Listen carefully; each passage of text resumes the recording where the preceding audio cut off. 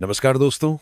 आज हम इतिहास को किताबों की तारीखों और युद्धों से हटकर एक इंसान की जिंदगी के रूप में समझने वाले हैं। अक्सर हम इतिहास पढ़ते समय ये जान लेते हैं कि कौन सा राजा कब हुआ, कौन सा युद्ध कब लड़ा गया, लेकिन क्या आपने कभी सोचा है बहुत समय पहले की बात है, जब न ऊंची ऊंची इमारतें थीं, न तेज दौड़ती गाड़ियां और न ही मोबाइल की आवाजें। तब भारत की धरती पर जीवन धीमा लेकिन गहरा था। नदी के किनारे एक छोटा सा गांव था।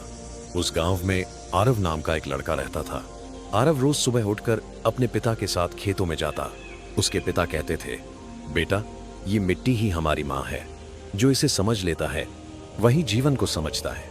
उस समय लोग ज्यादा नहीं जानते थे, लेकिन धरती, मौसम और समय को पहचानते थे। वे बीज बोते, बारिश का इंतजार करते और धैर्य से फसल उगते देखते। यही था प्राचीन भारत का जीवन।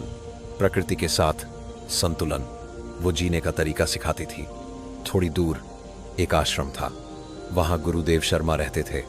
उनके पास देश के बारिश अलग अलग हिस्सों से शिष्य आते। दौड़ कोई राजा का बेटा था तो कोई किसान का। गुरु कहते थे, ज्ञान जन्म से नहीं, सीखने से मिलता है। आश्रम में शिक्षा सिर्फ किताबों की नहीं थी, वहां जीवन सिखाया जाता था। कैसे सत्य बोलना है, कैसे क्रोध पर नियंत्रण रखना है, ऐसे दूसरों का सम्मान करना है। यही कारण था कि प्राचीन भारत को ज्ञान की भूमि कहा गया। समय बदला।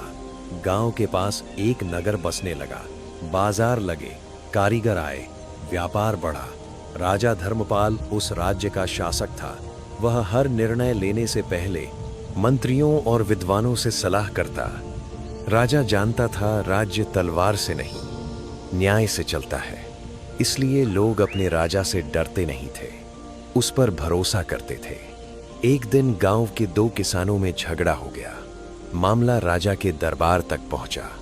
राजा ने मांतक दरबार तक पहुंचा तो पारा ध्यान से दोनों की बात सुनी। फिर कहा, सत्य वही है जो किसी को अन्याय न दे। उसने ऐसा निर्णय दिया जिससे दोनों का नुकसान न हो। लोगों ने समझा कि प्राचीन भारत में न्याय का अर्थ बदला नहीं था,